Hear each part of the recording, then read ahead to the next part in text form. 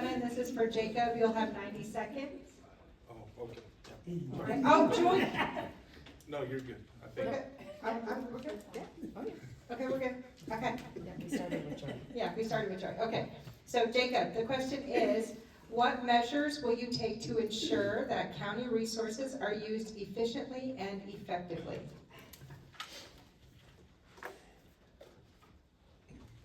I think an open line of communication, that co-equal government that I talked about is key.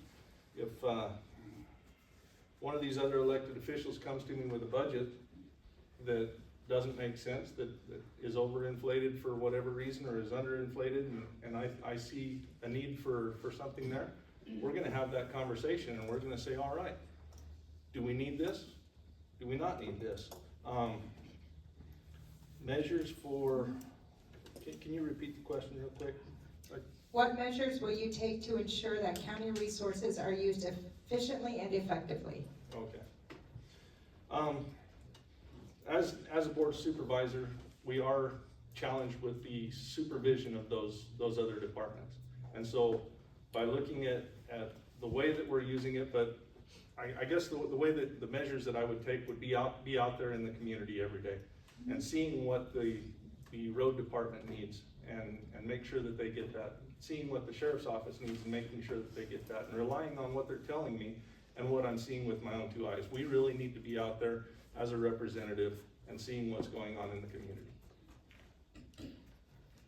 Frank, you have 60 seconds. Well, this is actually what I do for a living. For the past 20 years, I've been paid by a corporation to find savings and create value for the least amount of money and do it in the least amount of time. They actually pay me to do that.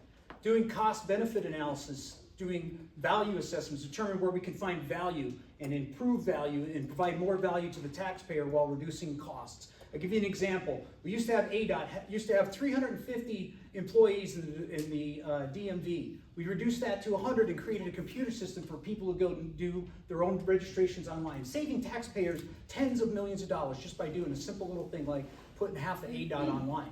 So those are the kind of savings. You've got to find value, you've got to find different ways of doing things. By being able to have the tools and the experience to do those evaluations, those cost-benefit analysis is something that needs to happen. I can tell you right now, looking at the highway department, the amount of money that they get from the state in HERF revenue, less than half of that goes to asphalt and concrete. Where's the other half going? We should be paving roads in this county, not paying for government jobs. Thank you. Patsy, you have 60 seconds. I'm gonna talk really fast. So in budget, revenue, and management, we need regular review of the county budget to identify areas of overspending. There's a lot of waste, and that's my biggest pet peeve. I detest waste of any kind, especially food waste.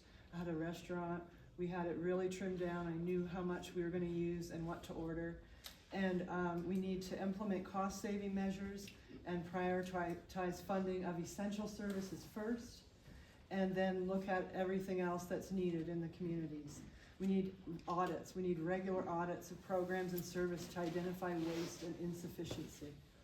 We've got to ensure that a county manager position is filled by a qualified candidate. It's a really important job with proven skills in growth management. So they can look to the future and analyze what type of funds we're going to need. And one who uses data. We need to look at all the data to drive our decision making. Joy, you have 60 seconds. Yes, the new Board of Supervisors will be possibly, yes, more than likely having to hire a new county administrator. And if you read the statute about the county administrator, actually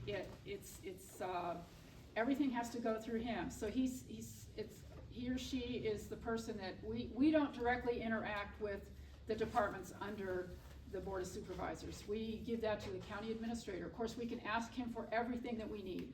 We can ask the administrator to get us reports. And I intend to be doing a lot of that myself and finding out where the waste is happening. And I think there does need to be a very good look at this county to see what's going on. They just raised property taxes. And they said they weren't going to, so it's like, what's up? But again, it comes down to relationships and a good work environment for those employees that are employed.